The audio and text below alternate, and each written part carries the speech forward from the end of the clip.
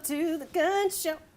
Oh, I thought that was my line. Nah, they wanted my guns. You have bigger guns than me. Well, welcome to the Walking Dead After Show here on theStream.tv. I'm your host, Sue Castillo. Timothy Michael, unfortunately, is not here with us today, but he sent us some clips for you guys, so you'll get some of that throughout the show. Also, here is my co-host, Michael Tiberi. And we have our special guest, Cas Anvar. You might recognize Cas Anvar. He voiced the character of Altair from Assassin's Creed. He's also in the new hit TV show, The Expanse, which had already released video on demand, but its season premiere starts December 14th, so make sure you check that out. Okay, so let's go ahead and jump right into the episode, because this is the mid-season finale, and I don't know about y'all, but I got daggum emotional throughout this whole episode. So, I mean, we start off with Sam and his creepy ass album. I mean, his records, Lord. I mean, it was creepy as hell. It was, to me, that was like, it was the Walking Dead's like version of The Shining. Like, he just, like, if he would have had like a twin standing out there and been like, "We're waiting for you," and it's just like, yeah, it was so creepy to me. Like the music and the ants crawling in, and I was like, I'm good. Yeah, and those ants were definitely, at least that I saw. First, I was just like, ew, you little dirt monster, take your finished plate down to the kitchen, you spoiled little boy. And then you see the ants going for the cookie, you know? Mm-hmm. And I mean, I think everybody was on the same page of, ooh, foreshadowing of Alexandria. Those ants are walkers and those cookies are your faces. So, like, it was kind of... Pretty gross. Yeah, pretty gross. I respect ants, but, you know, it was pretty gross. And then we have... you know, Carol and Morgan trying to like rush and scramble and get out of there, and Carol trips and sees, of course, and then she's one of those life alerts. She's getting to that. Yo, you're gonna get a lot of haters on that. Ouch. Right now, I've never seen Carol trip. That is true. That was my takeaway from that. Is I've never seen Carol trip. It was odd that she tripped on nothing. But she didn't. Or she tripped on bullets. It was the bullets. Yeah. So you know. That she stopped and picked up. She. So smart on her. Don't Would waste you? a bullet. Would you have picked it up? Would you have taken the time? Bullet is probably not kind of the no, currency to me. of the day, right? Bullets Of the day. of the day. Yeah. The Of the walking day. moment. Could be. I probably wouldn't have stopped, but that's just because I'm, you know, just, you know. You got it, Sue. Yeah. Like, You got it. I would like, I would leave Sue to pick it up. Somebody else that's more responsible. He'd leave the special guest. He's like, you ain't that special. Pick up your own bullet. Bye. Like, yeah. And then we've got, the most intense moment I felt of the entire episode was Maggie getting to that ladder and trying to get away from the walkers, and she's singled out by herself. Like, I was just like, That was scary. And she was dangling. Like it reminded me of like in what's that in what's that movie? Titanic, when she's hanging off the back of the boat and nobody's helping her up. That's all I could reference for that. That's all I could pull together. The Titanic dangle. Back to 1997. I get you.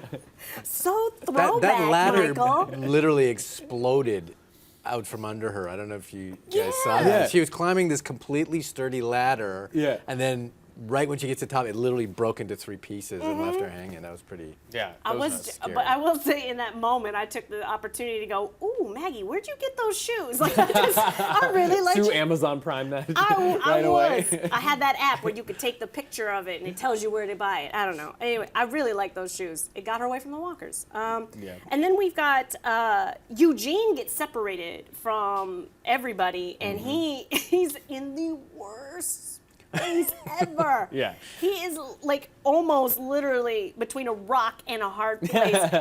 It just substitute building for rocks, you know? And the walkie then, somebody starts talking on the walkie, and then he picks it up, and then you hear him go, "Help." Now, I mean, I mentioned this earlier when we were watching the episode, but is that the help that we heard when Daryl and Sasha and Abraham were together in the vehicle and they heard the help over the radio? Timothy said something about when he was watching it that the caption said Rick, but then a fan of the show said, no, it just said man.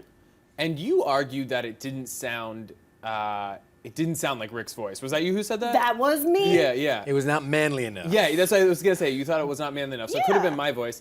But no, I mean, I don't know. I don't think that it was.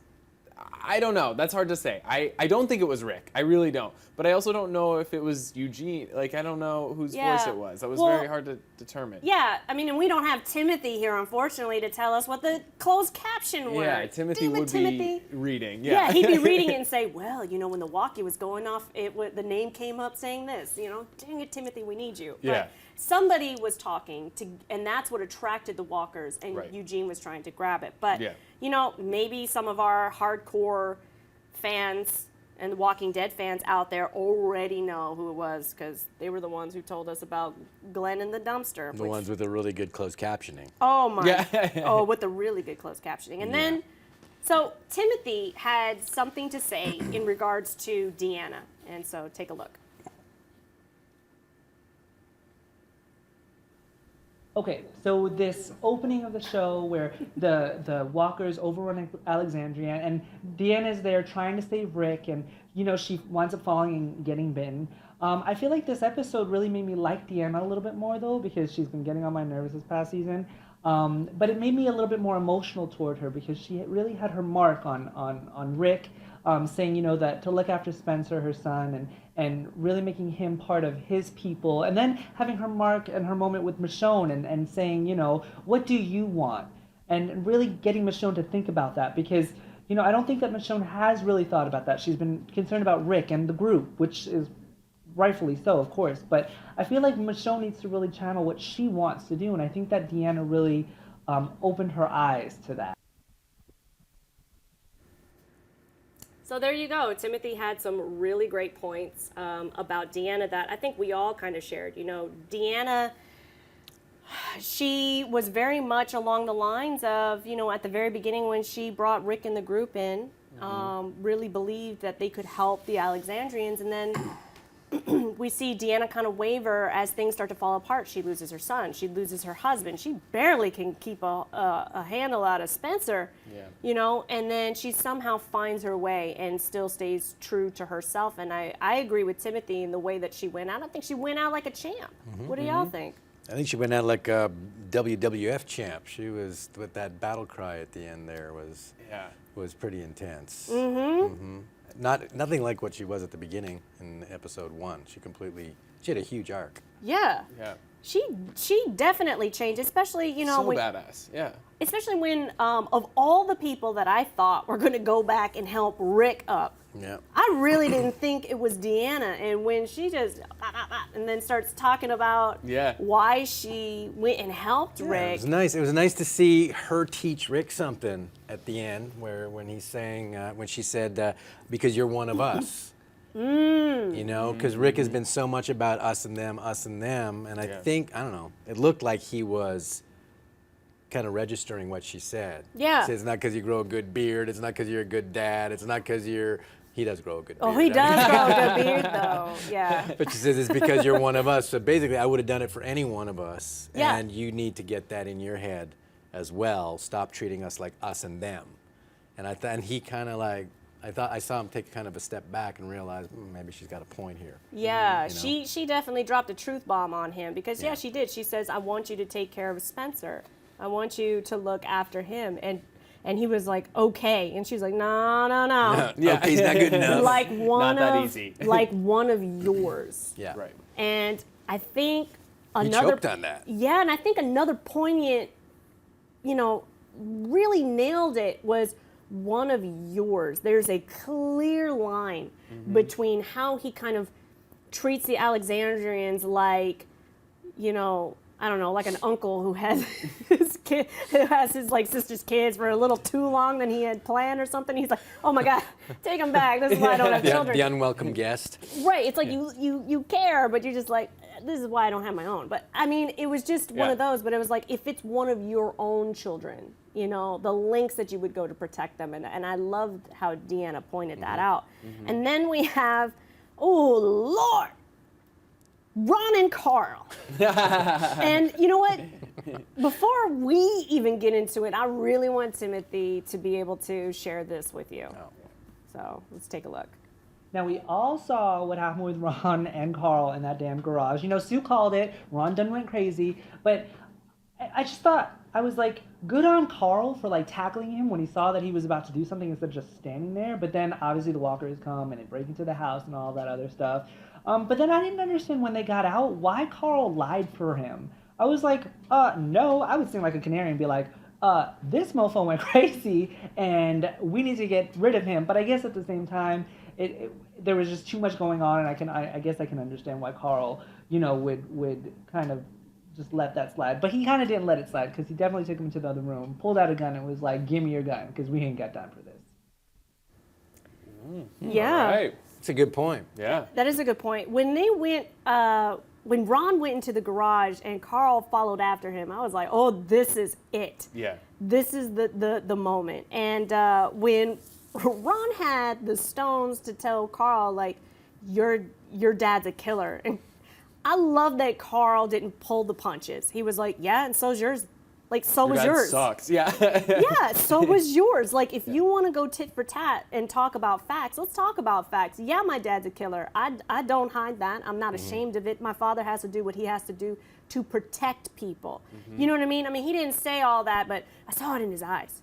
But it was like Ron was just, you know, it's kind of like, Ron, what did your dad do? Your dad killed people, hurt like your mom and everything. Oh, Lord. And then Ron locks the door and goes bananas. Like, that was such a, I don't know how you guys feel, but with all this stuff, like current affairs in the news now, with, you know, shooting in movie theaters, shooting in Planned Parenthood, and the Paris attacks, and all this kind of stuff. And I'm not saying the Ron and Carl moment is on that level. It's not. But, like, these are fictional characters, and you have this kind of situations where you're trapped in a room with somebody who has a gun who just snapped.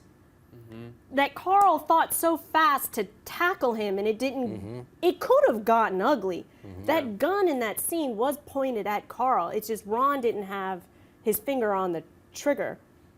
And then I think back to that scene when Rick was teaching him to shoot, never put your finger on the trigger until you're ready to pull. I think because Ron's never really handled a gun, he just laid it to the side of it. Yeah, he didn't know what he was doing. He didn't know what he was doing, and thank God he didn't know what he was doing. But in a situation like that, it really put the risk of everybody, you know? I was just wondering, like, if that was a situation that you were in, do you think you would have, was there any other choice but to tackle Ron? Right. I don't think there's any other choice but to tackle him, but I don't know if I would have expected it, because Carl had no reason to expect it. He was like going in there talking to him, and then all of a sudden he's talking about his dad. I don't think, and to add to that, the fact that nobody knew he had bullets. Yeah. You know, those bullets he stole. Yeah. And nobody knew he had. So him going for a gun, Carl had to not just see him going for the gun, locking the door. He had to say, oh, he must somehow have gotten bullets in that gun, and then reacted. That's a smart kid, or he anticipated a lot. I don't know if many people would have figured that out, but it was pretty cool. Well, also, you know, in regards to that, I mean, it wasn't like he didn't pull out the gun and Carl tackled him. The gun was already out and pointed at Carl. And now that I'm thinking about it, that dude probably didn't even understand what a safety was. You know what I mean? Like, when you flip from safety off and on, he probably didn't know that either. So that could have been, I mean, it was such a fast scene that happened. I think he saw him reaching for it is when he rushed him. Like, Ron was reaching for the gun, and then Carl saw that and rushed him, and then by the time he reached him, they turned around and the gun was in his face. So it was pretty cool. Listen, anybody talking crazy gibberish like that, you know they're about to do something dangerous. And what did I tell you about that weak chin? Don't trust nobody with a weak chin. Sue was not letting that go. One thing that's interesting about what Timothy said is, why did Carl let him off the hook? I don't, just hearing him talk, I think Carl recognized something in him, because Carl's gone through a huge arc since season 1. Carl was not a happy camper at the beginning. He was a really resentful, kind of ratchety kid that had to be the stuffing whooped out of him by the environment and taught by his dad, and he went through a huge arc. I think he probably recognized something in Ron that he was going through, and I don't know if he forgave him or understood it or somehow felt he deserved a second chance or something, but it seemed like he was kind of getting where that guy was coming from, even though the guy tried to kill him. I don't know. I disagree. You disagree? I disagree. Wow. Look at you. You like, woo, what's about to happen? Yeah. I disagree. Fight. No, I disagree only because I feel like Carl had to make a quick second decision. I mean, immediately, because he was cornered by Jesse and Rick in regards to what had transpired. And I felt that Carl decided to cover for Ron only because he knew what was at stake. If he was to tell Rick what Ron did, and that all these walkers pouring into the house is because of Ron, I mean, I'm not saying Rick a child killer, but don't push the man, is what I'm saying. He's had enough loss. Yeah. And I mean, he So you think it was lesser of two evils? Just I feel like Carl knew, you know, it's like that. It's like this whole episode was a lot of foreshadowing with the ants and Alexandria, and you know what I mean? It's like, I felt like Carl, when they were having the conversation, like, your dad's a killer. Yeah, well, so was yours. Rick, you know, Carl's dad, Rick, is a killer for necessity, out of protection of the family, for the you know, greater good of the lesser of two evils. So I feel that Carl, I mean, it would have, you know, he's a little mini-me. Rick would have had a come to Jesus moment with Ron, and Jesse wouldn't be happy. But you know what? We'll talk more about that after the break. So stay tuned. Use the hashtag TWDAS, and we'll be right back.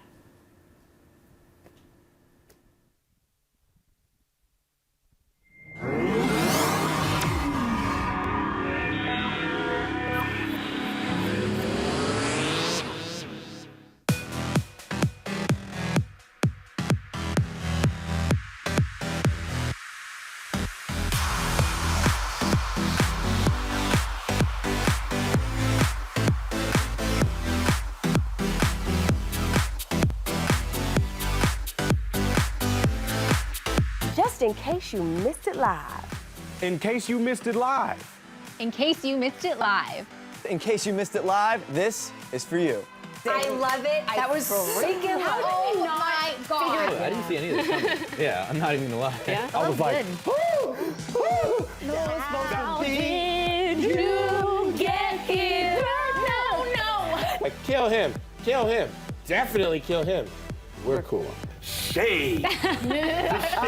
Shade left and right, ladies and gentlemen. Ladies, let's put your 2 cents in. Rubbed me the wrong way in the right way. But you were like, well, we want to know what's going to happen. That was killed. We just want to say we love you all. Thank you so much for your support. You are all seriously the best in the world. Another beautiful summer at theStream.tv, y'all. Here we go, guys. Thank you for being here. Peace out. Bye, guys.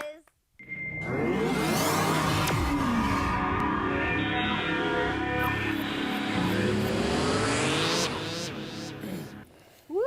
Welcome back to the Walking Dead After Show here on theStream.tv. So we are going to just jump right into the most hilarious moment of the episode. I felt. I mean, good on you, Deanna. But when you in the crib with Judith and you don't expect Rick gonna take you out, that was hilarious. She was like, "It's still me, Rick. It's still me." Yeah. He was bouncing that axe in his hand like, "Woo, girl, I was ready." It was, but I mean, also, like, she didn't help herself much in that case because she was hunched over the crib with, you know, like with Hanging her by her arms armpits. on the baby. Yeah, it's like you really didn't help her. Like, she might as well just had the knife in her hand. You know what I mean? Yeah, Like, and hiss. Like, Yeah. how much more can I make myself like a walker? yeah, exactly. And then, Rick, hello, I'm still alive. Like, no, Deanna, you got a limp, you hissing, you drooled. Like, what is going on? Yeah. Yeah. It was absolutely no way that was not Rick. Like, if Rick would have killed her, it would have been like, well, you kind of set yourself up for that one. Yeah, you kind of did. No one really blame Rick, you know? Yeah. And then we've got, finally, Tara, Eugene, and Rosita are in the garage having, you know, I have to say, like, Tara, I love Tara so much because she really is very chill and she says it like it is. Quite frankly, I love her mindset, her attitude, and everything. She's like, what else? What else do we got? What else do we have to do? Sure, the world is falling around us. That's just a part of it. You know what I mean? So what do you want to do? I feel like her attitude is you could point out all the problems and no resolutions and then just wait to die, or let's figure a way out. The end. And I love that. But also what made me laugh was Rosita saying, it feels like Abraham's dead. And I'm just like, ooh, girl, he gonna be soon to you with Sasha. Just wait and see. Ooh, just wait and see. Ouch. Yeah, she's gonna come back. I wish you were dead. Yeah, and then we've got, Carol and Morgan. Yeah. Carol versus Morgan over the wolf situation. I knew when she was just like, oh Lord, I feel woozy. Yeah. I just need to rest my eyes. I was like, oh, Carol, pretending. Morgan, don't sleep on that. Yeah. She will. And then what did his namaste life do for him? She just shoved him out the way. Yeah, she did not. Did not care. No, I was just like, ooh, she shoved him like it was a Black Friday sale. She was like, that PlayStation's mine, move, you know? And she just booked it to that wolf. But I think the other note that a lot of fans were talking about is the fact that she was shaking. Like, she didn't want it to come to that with Morgan. But whose side are you on? Morgan or Carol's? Who do you think was right in that situation? I just really like Carol. Yeah. Honestly, I think I like Morgan and I like his philosophy, but I think in this particular case, I think he was pushing it. Yeah? I didn't think that wolf was worth redeeming. I mean, I think he saw himself in the wolf. I think he saw, but I don't think he was ever like that guy. The wolf was a sociopath. I don't think Morgan was ever a sociopath. Morgan kind of got there, though. You No. know, He was getting close, yeah. No, when he was But I clearing, agree, when yeah, he was doing all the clearing, Yeah. it was some other type of thing that was going on in his head, that he was in pain. The wolf was taking pleasure in doing what he was doing. I don't think he was redeemable. So I was totally on Carol's side. Do you think she would have killed Morgan to get to him?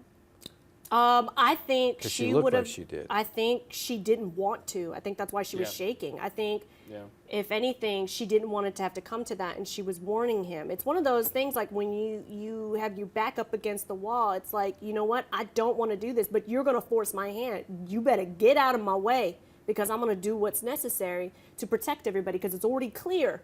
You almost got you got people killed already when you let this man go to begin with when you first encountered him. And then all these people died. And then you let them go again. And Rick almost died in the RV. We sat down with you at the round table and had a discussion, and you still didn't let it sink in when you said, I don't know if what I'm doing is right anymore, but I have to do this. Well, then maybe you have to step out of Carol's way. Let her have to do something herself. Like, honestly, kind of sided with Carol, but also The wolf agreed. The wolf kept saying, "You should kill me." Yeah, he was. He was down for it.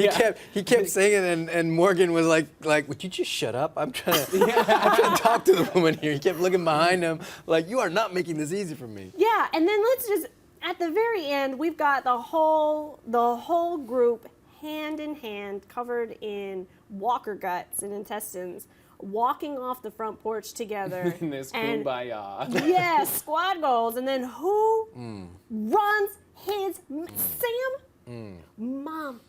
Mommy. Yeah, it was very much like Stewie from Family Guy. Mommy, mom, mommy. It was like Mom. I wanted to jump through my TV screen and just take off his drape that he was covered in and be like, there you go. Now you can scream and cry in your mouth because now you have a reason. Yeah. Exactly. You don't right now. I kept picturing her pushing him into the walkers. What? Yeah, I did. That's what I wanted. Well, a fantasy, mother, yeah. yeah. That's just me though, and that's just a weak moment. And that's a good question though, because somebody did ask on the chat here, said, what do you guys think of the end scene with Rick in the game? What are your prediction? What do we think of Sam? And I think, we're answering this right now.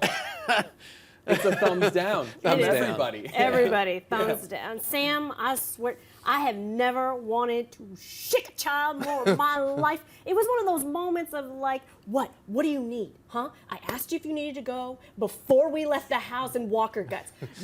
We're not stopping this human train. Yeah, now we're not stopping. And that makes it sound like, oh, this is like like that could happen if you have kids. So don't have kids is the moral of this episode. The moral of this. No, don't have kids with porch dick. That's the moral of the story, with weak chins, because Rick's kids are fine. It's the other children Not doing so hot. You know what I mean? I mean, ooh, Lord. But I guess what predictions we have for the group. I really don't think anybody is going to sacrifice Sam. I think if anything, the whole group is really going to try and pull together, shut him up, and push through the crowd. But I mean, they're surrounded. But Rick was surrounded in an RV, and he made it out. But we never saw how, but he did. Maybe we will when we come back for mid-season finale. I hope so. And then we want to shout out to Jim Foster from Toronto. Hi, Jim. What's up, Yeah. Jim? Hey, Jim. Thank you for joining us. Canadian. That's Appreciate right. it. Cass. International viewers. Yeah, Canadian. Cass is Canadian as well. Let's see. And then we also have a question from our friends over at the undeadwalking.com. And the question comes from Kyle West on Facebook, who asks, why do you think more people support Carol over Morgan when it comes to the life and death of the young man from the wolves? Do you think it's odd for people to be rooting for murder over redemption? Ooh, that gave me goosebumps, Kyle. Very good question.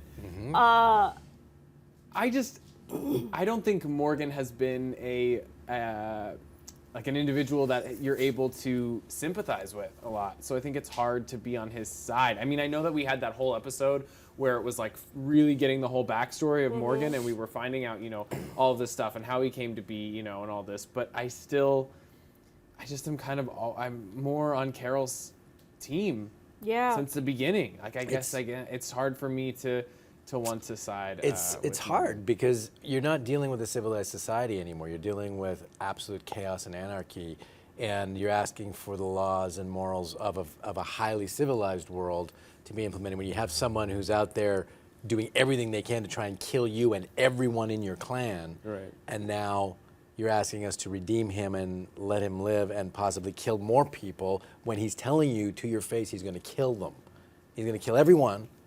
And just lay waste to you all if you let him live. He's saying it. So it's kind of hard to seek redemption when he's it's basically self-defense. It's not even murder anymore. I mean, it is if he's tied up. I mean, philosophically, I'm saying he's saying he's going to kill you, and how do you redeem someone in that kind of an environment where nobody is safe? Yeah. I don't know. Oh, I would. I mean, I wouldn't even second guess it. I would have knifed that wolf. I mean, it's just, I love that Kyle's question was about why are we siding with murder over redemption? And in that instance, with the wolf being tied up like that, I agree, then that is murder, in fact. So I don't know why that is. I think because so many lives were lost, that you then have to, like you said, the greater good, the lesser of two evils, in order to save people, because the outcome is going to be this guy is going to do everything that he can to hurt more people. And look what he did. He took off with Denise. Morgan and Carol were fighting, got knocked out, and he took Denise. And poor Tara. Can she lose more lovers? Like, let the woman have something. Yeah, that's right. And then, I mean, for me in this episode, which I didn't notice anybody talking about, is where the hell did all the new characters go? Nobody talked about that. Nobody talked about where the hell is Aaron and his boyfriend Eric? Where is Spencer? Where was Spencer this whole time? Deanna talked about him. We didn't see where Spencer was. Bruce. You love Bruce. Pantry. You love Bruce. Pantry raiding Bruce. Oh, Bruce. Yeah. Olivia. She, you know what I mean? Oh, yeah. Is she in where the weapons in the pantry are still? Tobin, the guy who fell at the beginning of the episode. Yeah. And Rosita and Tara had helped him up. But when they were in the garage, Tobin was nowhere to be found. So, what happened to him? Maybe there'll be some sort of second coming. Maybe they're all hanging out together. And Heath. Y'all remember Heath? The one with the braids and the glasses? Yeah. AKA whoopee hair. Him, what happened to Heath? So it's like, there's a lot of questions unanswered in this mid-season finale. Yeah. And then we almost get a reunited moment with Maggie and Glenn.